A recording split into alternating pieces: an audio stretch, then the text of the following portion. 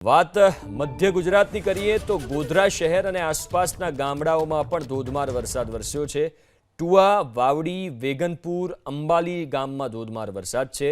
મુવાડા, પરવડી, સાપા, પોપટપુરા સહિતના જેટલા પણ ગામડા આવેલા છે ગોધરામાં આજુબાજુના વિસ્તારોમાં ત્યાં ભારે વરસાદ છે।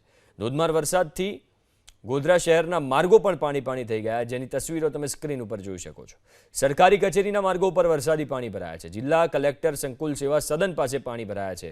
જિલ્લા પંચાયત ભવન, તાલુકા સેવા સદન પાસે પાણી ભરાયા છે। હવે તમે આશા શું રાખો કે રસ્તા પર પાણી ના ભરાય, કારણ કે જે સરકારી કચેરીઓ છે એની બહાર પણ આ સ્થિતિ જોવા મળી રહી છે। ઢીચણ સુધીના પાણી ભરાયેલા છે। પંચમહાલ જિલ્લાના પાટનગર ગોધરા શહેરમાં થોડા જ વરસાદમાં રોડ રસ્તા ઉપર વરસાદી પાણી ભરાવાનો સિલસિલો યથાવત જોવા મળી રહ્યો છે।